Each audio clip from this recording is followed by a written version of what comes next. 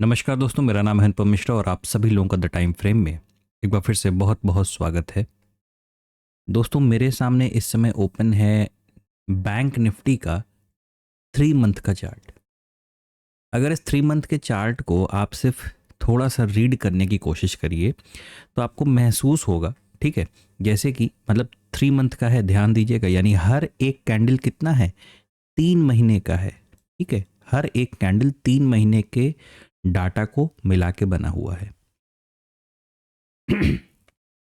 अगर कोरोना के बाद का अगर डाटा रीड किया जाए तो जैसे यहाँ से तो भाई एक बुलिशनेस देखने को मिली थी, बहुत तेज़ी से मार्केट ऊपर की तरफ गया था। ठीक है, ऊपर जाने के बाद फिर यहाँ कहीं पे शायद रशिया यूक्रेन वाला वो प्रॉब्लम आया था और उसके बाद फिर हमारी मार्केट धीरे धीरे करके ऊपर की तरफ चलती चली गई।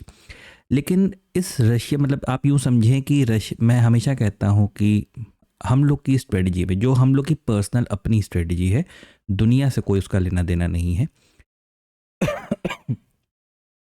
सपोर्ट, रेजिस्टेंस और न्यूज़, ये 3 चीज़ें, इसको हम लोग थोड़ा सा ना टेक्निकल से थोड़ा सा हट के इसे हम बहाने की तरीके से भी इस्तेमाल करते हैं। बहाने मतलब कि एक्सक्यूज़ की तरीके से, कि मार्केट में किसी प्रकार का कोई एक्सक्यूज़ आएगा, कोई बहाना आएगा और मार्केट हमें वो रिएक्शन देगा। मतलब कि यूँ समझें आप कि अगर मैं ये मान लूँ कि कोरोना के बाद से ये पूरा हिस्सा मेरा एक रेजिस्टेंस के तौर पे बन गया था, उसके बाद मार्केट मेरा यहाँ से ब्रेकआउट दिया, ऊपर रीटेस्ट किया। अब ये रीटेस्ट कैसे हुआ, ये एक्सक्यूज़ कहाँ से आया, रशिया यूक्रेन से मे बी। ठीक है, और अगर मैं गलत नहीं हूँ, अगर मेरी टाइमलाइन गलत नहीं है तो ठीक है, उसके बाद अब कॉन्टिन्यूएशन के मोड में यहाँ से बैंक निफ्टी का मार्केट, अपना मार्केट जो है ऊपर की तरफ धीरे धीरे धीरे क्या कर रहा है, ऊपर की तरफ जा रहा है। लेकिन अगर जैसे मैं इस 3 मंथ के कैंडल को देखूं, फिर इसको देखूं, फिर इसको देखूं, इसको देखूं, इसको देखूं, और ये अभी जो हाल ही का बिल्कुल अभी अभी जो एक बना है, यानी इसका मैं मंथ बता दे रहा हूं, यानी अक्टूबर महीने का, अक्टूबर, नवंबर, दिसंबर। ठीक है, यहाँ हम लोग कहाँ आ गए हैं, जनवरी में। जो इस समय करंट कैंडल है वो कहाँ से बनना चालू हो रहा है, जनवरी के डाटा को, यानी इससे पहले वाला डाटा कौन सा था, अक्टूबर, नवंबर और दिसंबर। ये 3 महीने का डाटा। ठीक है, जैसा भी हम लोग देखा कि हर एक कैंडल 3 महीने का है। तो आप इसको अगर ध्यान से रीड करोगे इस रशिया यूक्रेन के बाद, तो आपको महसूस होगा कि एक बड़े फॉर्मेशन के बाद एक छोटा फॉर्मेशन हम लोगों को देखने को मिल रहा है। मैं ये क्यों बता रहा हूँ, क्योंकि ये एक पैटर्न जैसा महसूस हो रहा है, और इसकी बात वैसे मैं नहीं करता जनरली 3 महीने वाले, उसकी बात वो अपने रिसर्च के लिए मैं रखता हूँ। लेकिन इस हिस्से को अब मैं अगर देखूँ, यानी जनवरी, फरवरी और मार्च, क्या ये 3 महीना थोड़ा सा वॉलेटाइल देखने को मिलने वाला है क्या? अगर मैं सिर्फ पैटर्न को स्टडी करूं, मार्केट के चलने के तरीकों को स्टडी करूं, तो क्या ये पूरा मंथ जो ये वाला निकलने वाला है, जनवरी, फरवरी, मार्च, क्या ये थोड़ा वॉलेटाइल होने वाला है, थोड़ा नेगेटिव होने वाला है? ठीक है, अब ये तो वक्त बताएगा, हम और आप सिर्फ एनालिसिस कर सकते हैं, है ना। हम लोग ना स्क्रीन पे कुछ ड्रॉ कर सकते हैं, वो जो करती है वो मार्केट करती है, वो सुप्रीम है। ठीक है, वापस आते हैं मंथली चार्ट पे। अभी ड्राइंग मैंने हाइड कर रखी है, अभी जब छोटे फ्रेम पे आएंगे, थोड़े डेली पे या उससे छोटे पे, तो उसे ऑन कर लेंगे। ठीक है, मैंने दिसंबर वाले मंथ में भी एनालिसिस किया था, निफ्टी का किया था। ठीक है, उस वक्त भी मैंने कहा था कि एक फॉर्मेशन ऐसा बन रहा है जो 60, 70, 80% तक बन के खराब हो जाता है। ठीक है, जो लोग रेगुलर वीडियो को देखते होंगे या पुराने वीडियोस को भी याद रखते होंगे, उन्हें ये बात याद आ रही होगी। निफ्टी के लिए किया था हम लोगों ने, तो वहाँ पे एक बुलिश मोड हम लोगों को वहाँ पे देखने को मिला था। ठीक है, आप पैटर्न के स्टाइल को देखो, मतलब कैंडल के स्टाइल को, जब भी मार्केट एक बहुत स्टीप फॉर्मेशन क्रिएट कर रहा है, ठीक है, आप देखिए इन चीज़ों को, ये मंथली है, ये अब 3 मंथ का काम खत्म, हम लोग मंथली पे हैं। ठीक है, कोशिश करूँगा वीडियो जितना छोटा हो सके।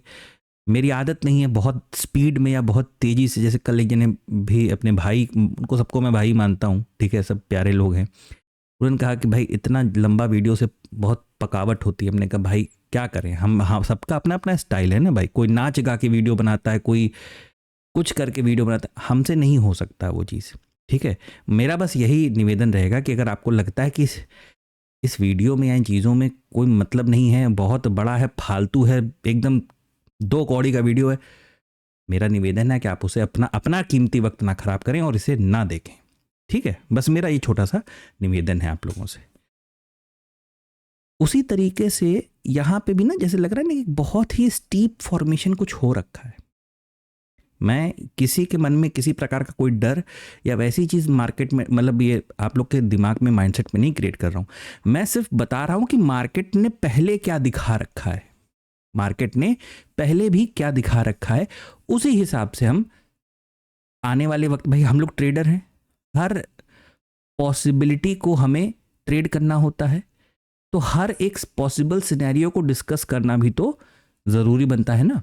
तो बिल्कुल उसी तरीके से तो मंथली पे भी अभी क्या हो रहा है, अभी ये हो रहा है कि भाई आप इस तरीके से ऊपर यहाँ पे हल्का सा आपने पॉज लिया, और अभी ये क्या है, आपका कौन सा मंथ स्टार्ट हुआ है, जनवरी मंथ स्टार्ट हुआ है।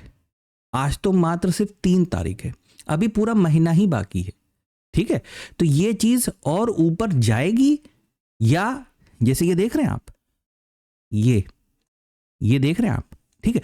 लेकिन मैंने हमेशा कहा है एनालिसिस अपनी जगह ठीक है और स्क्रीन अपनी जगह पे ठीक है।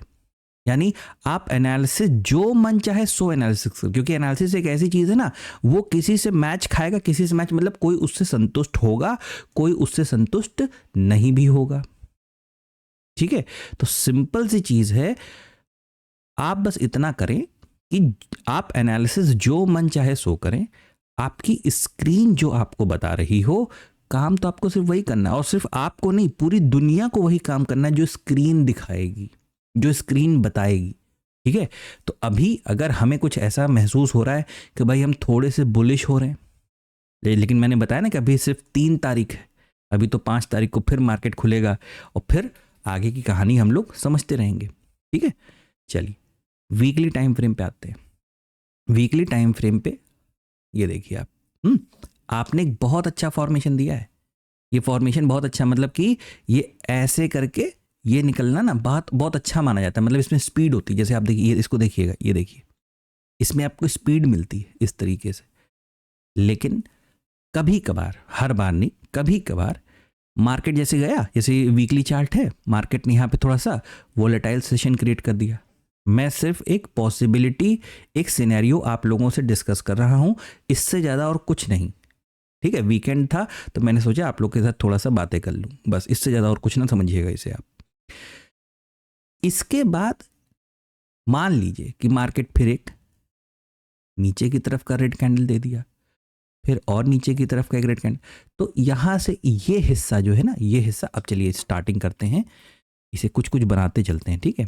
हो सकता है ड्राइंग अपने आप वापस आ जाएगी इस लेवल, मतलब वापस आ जाएगी, मतलब इस लेवल पे हो सकता है पहले से बनी हो, हाँ देखिए बनी हुई है, ठीक है। तो मैं हटा दे रहा हूँ इसे, ये देखिए, ये जो हिस्सा है आप नोट कर लें इसे, 58,800 और 58,500, ये जो तकरीबन 300 पॉइंट का, ये जो 300 पॉइंट्स का ये जो जोन है ना, ये एक बहुत ही अच्छे सपोर्ट की तरीके से काम करेगा। कहाँ पे? वीकली टाइम फ्रेम पे। वीकली टाइम फ्रेम पे मतलब इसे आप अपने लिए एक मेजर सपोर्ट लेवल मान के चलिए। वीकली टाइम फ्रेम क्या बता रहा है? जैसे उसने क्लोजिंग एक बहुत ही अच्छी पावरफुल बुलिश क्लोजिंग दी, ठीक है।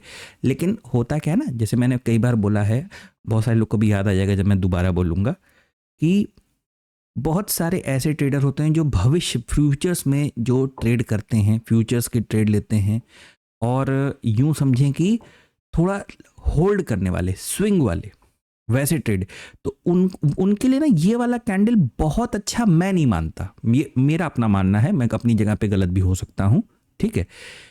ये मैं इसलिए नहीं मानता क्योंकि इससे स्टॉप लॉस बहुत बड़े बनते हैं इन कैंडल से। देखिए ये बड़ा आया, ये देखिए, है ना।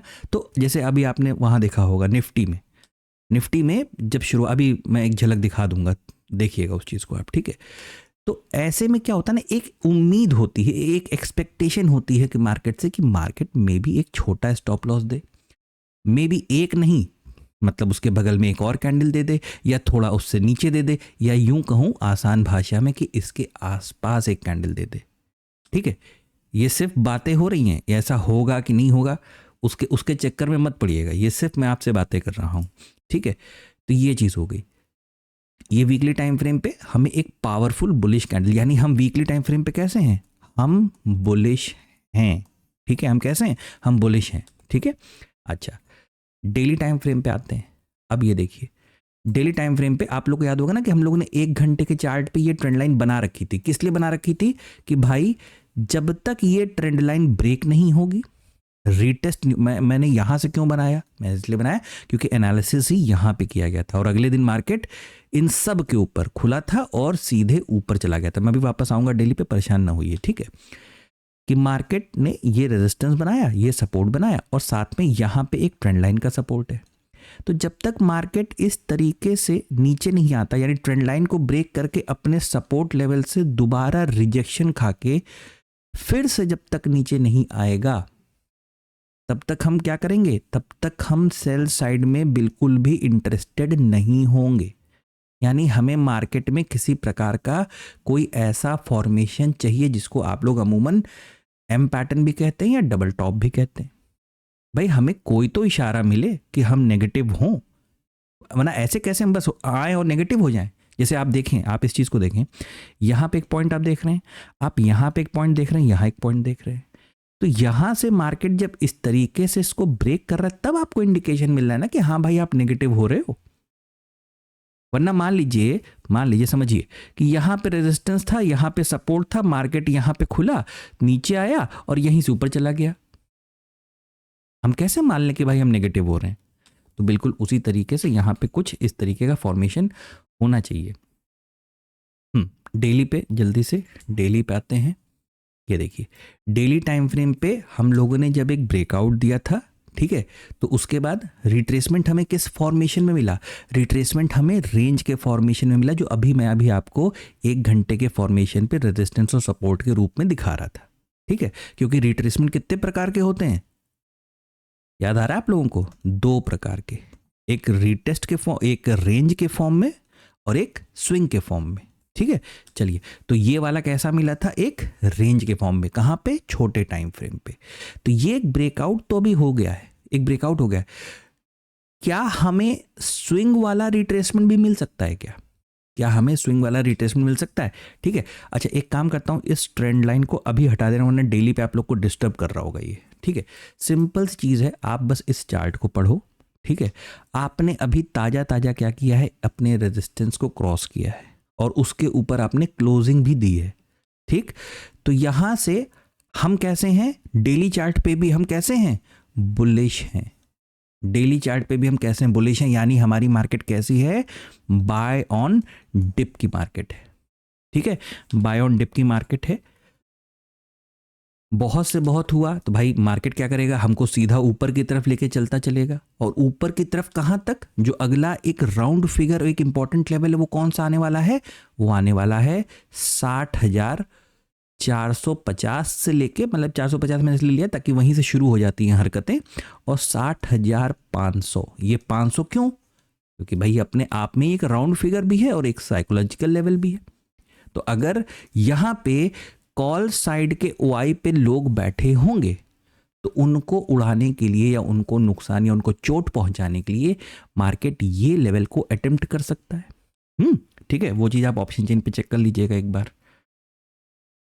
और दूसरे सिनेरियो क्या हो सकता है, दूसरा ये हो सकता है कि मार्केट एक ब्रेकआउट तो दिया है, एक हॉरिजॉन्टल लेवल का भी दिया है और एक ट्रेंड लाइन का भी दिया है, तो मे बी हो सकता है यहां से एक स्विंग वाला रिट्रेसमेंट भी एक्सपेक्टेड हो। तो वो कैसे होता है भाई, उसके 2 तरीके हो सकते हैं, या तो मार्केट यहां पे एक पॉज कैंडल बनाए और उसके बाद नीचे आना चालू करे इस तरीके से एक एक दिन करके, क्योंकि डेली टाइम फ्रेम पे हम हैं, या यूं करे कि हल्का सा ऊपर की तरफ खुले, हल्का सा ऊपर की तरफ खुले और एक हैवी रेड कैंडल बना दे, ताकि लोग, मतलब थोड़ा सा ऊपर खुल के क्या करता है मार्केट, लोगों को कॉन्फिडेंस दे देता है कि ना हम ऊपर ही चलेंगे।